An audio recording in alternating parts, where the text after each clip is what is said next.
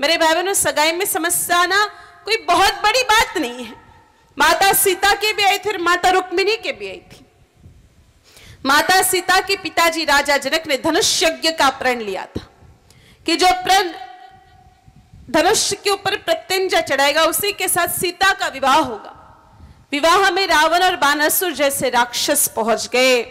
माता सीता बहुत दुखी हो गई और दुखी होकर के अपने मां के पास गई और मां को जाकर के कहा कि मां, पिताजी को कहो कि प्रण पीछे ले ले। एक प्रयास किया, एक प्रार्थना की मां से। क्या कहा? हे जी मां सामरी धनुष स्वयंवर थे क्यों राख्यो सा। हे जी मां सामरी धनुष स्वयंवर थे क्यों राख्यो सा। सपना में भाने परिण्याम श्री अवध दुलार। सपना में भाने परिण्याम श्री दशरथ लाल। हे जी मां सामरी धनुष प्रतिज्ञा अब थी तोड़ो सा। हे जी मां सामरी धनुष प्रतिज्ञा अब थी तोड़ो सा। सपना में भाने परिण्याम श्री अवध दुलार। सपना में भाने परिण्याम श्री दशरथ लाल। माता सीता ने ये प्रार्थना की माता सुनैना से, लेकिन माता सुनैना ने प्रतिक्रिया में क्या कहा? ओ जी सिया हरी धनुष प्रतिज्ञा कैया तोड़ा सा।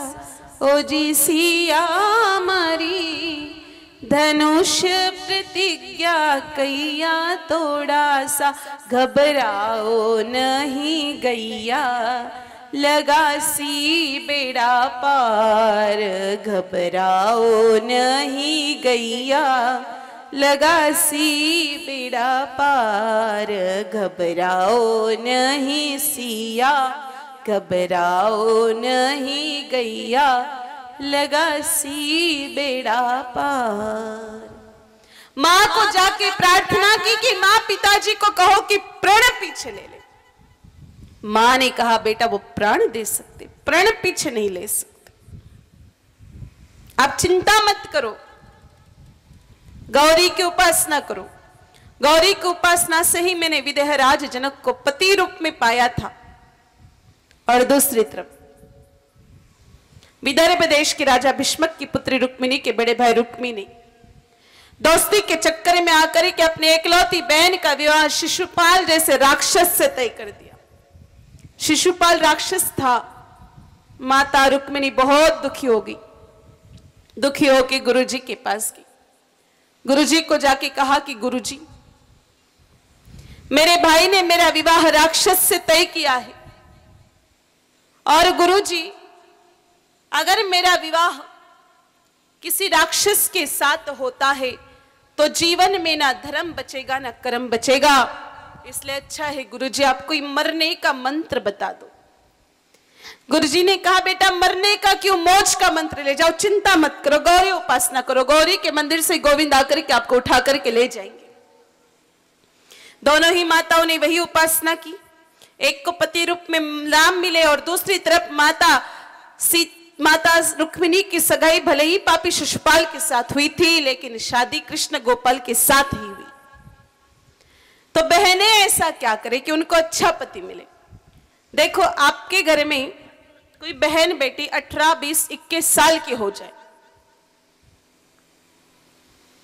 तो वो आपसे कहती नहीं है, लेकिन मन ही मन सोचती कि अच्छा पति मिले।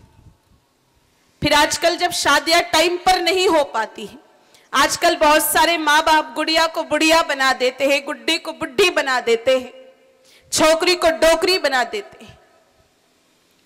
तब मेरे भाई बहनों बेटियां नेट पर हस्बैंड ढूंढती है और इंटरनेट का वो हस्बैंड 100% बैंड बजाता है। कुछ कुछ माँ बाप फिर बेटियों को उठा करके सम्मेलन में खड़ा करते हैं। बेटियों को हाथ में माइक दिया जाता है और बेटियां कहती मेरा नाम टीना है, मेरी हाइट इतनी है, मेरी हाइट 4 फीट 9 इंच है, और फिर मेरे को ये आता है, मेरे को खाना बनाना आता है, मेरे को सिलाई का काम आता है, और मेरे को गाना भी बहुत अच्छी तरह से आता है, और मेरे को रोटी भी बनानी आती है। तो जरा विचार करो, बेटी नीलामी की चीज है क्या? बेटी इस प्रकार सार्वजनिक रूप से दुनिया को कहती है कि ये मुझे आता, कोई मुझसे ब्याह करना चाहे तो कर सकता है। मेरे भाई बहनों, ऐसे बाप को तो मर जाना चाहिए। कारण सुनिए, आपको बुरा लग सकता है। कारण बेटियां हीरे की तरह होती है। जिस प्रकार बच्चे होते लोहे की सरिये की तरह होते हैं। लोहे की जो सलिया होती है ना मेरे भाई बहन, उसको हम कितना भी आंगन के बाहर पड़े रहने दे, दुकान के बाहर पड़े रहने दे, उन पर जंग लगता है, वो जंग जाता है, कोई नहीं आता, कोई नहीं उठाता, ना चोर चोरी करता है। लेकिन जो हीरा होता है ना, उसको आप आंगन में फेंक नहीं रह सकते। हीरे को अलमारी में एक डिब्बे में रखना पड़ता है, क्योंकि वो अनमोल है, वो मूल्यवान है। इस तरह बेटियां भी हीरे की तरह होते और लड़के सरिये की तरह होते हैं। वो बाहर पड़े रहे, कहीं भी घूमे, कोई फर्क नहीं पड़ता, लेकिन बेटियों को मेरे भाई बहनों बड़ा सुरक्षित रखना पड़ता है। तो इस प्रकार से बेटियों को नीलामी करना मेरे भाई बहनों उचित नहीं है। तीसरा, कुछ कुछ जगहों पर अखबारों में विज्ञापन डाले जाते हैं कि ये नाम है, इस समाज से है, और ये गोत्र है, और फिर रंग ऐसा है, सावला है, गोरा है, और गोरा चिट्टा रंग है। ऐसा मतलब अच्छा लगता है बेटियों के बारे में ऐसी विज्ञापन करवाना।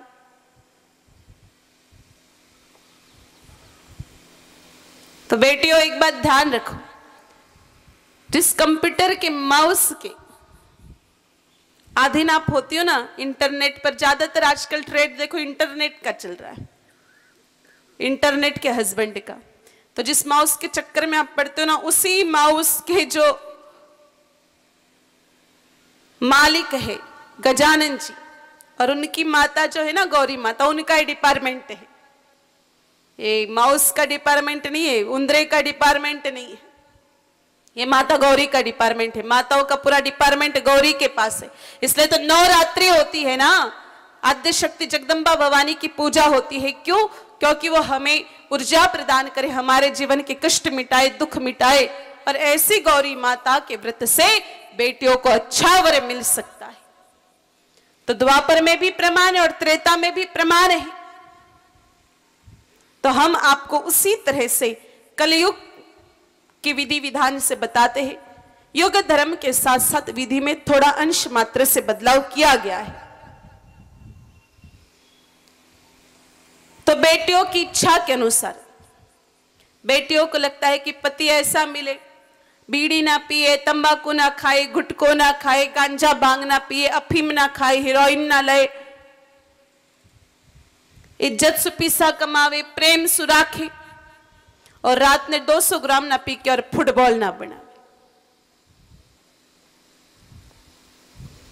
ऐसा पति जिन बहनों को चाहिए, उनको ये 9 सोमवार का अनुष्ठान करना चाहिए। सोमवार के दिन उस बहन को सुबह जल्दी उठ करके आत्म शुद्धिकरण के लिए थोड़ा सा 1 घुट गोमूत्र पीना चाहिए। फिर एक लोटा लेके उसको गाय माता के गोबर के कंडे की राख से साफ करके उसमें कच्चा दूध और पानी मिला के शिवलिंग पर चढ़ा दो, और शिव जी से प्रार्थना करो कि माता पार्वती को हमारे अनुकूल कीजिए। फिर गाय माता जी के पास आके गाय माता की 7 परिक्रमा लगा के वो मंत्र बोलना है जो माता सीता ने बोला था राम जी से ब्याह करने के लिए। हो जय जय गिरिवर राज किशोरी, जय महेश मुख चंद चकोरी, जय गज बदन षडानन माता, जगत जननी दामिनी दुति गाता। जय गज बदन षडानन माता, जगत जननी दामिनी दुति गाता।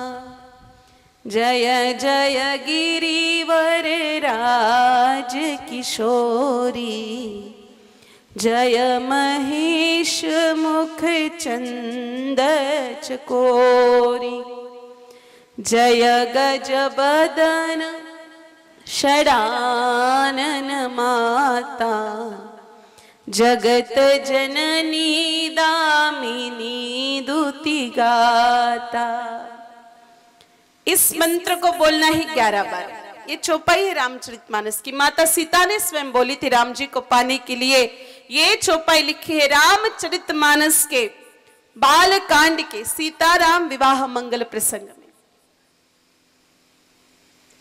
फिर दिन में छाछ पिए व्रत योग्यता के अनुसार। ऐसा नहीं कि आज व्रत है इसलिए 5 कटोरे छाछ के गड़क लिए और रात्रि को दूध पिए। इन 3 चीजों के अलावा उस बहन को सोमवार के दिन पानी भी नहीं पीना है।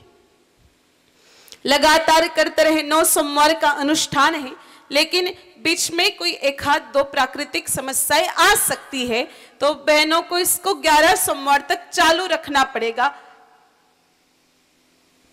11वां सोमवार खत्म होने से पहले बेटी के लिए बहुत अच्छे घर से बहुत अच्छे वर का रिश्ता खुद होके चल के आएगा। पंडित जी ने कह दिया 4 साल बाद ब्याह होगा, छोरी तो मांगलिक है, छोरी को तो योगी कोणी बने, कुछ नहीं। 11वां सोमवार खत्म होने से पहले रिश्ता आएगा, तय भी हो जाएगा। और नुकसान कुछ भी नहीं है भाई। आपकी छोरी 11 सोमवार तक खाना नहीं खाएगी, माल बचेगा, सो प्रॉफिट का और अलग। बताओ कोई नुकसान है क्या? नहीं है। इसलिए यह अनुष्ठान बेटियों को जरूर कराओ।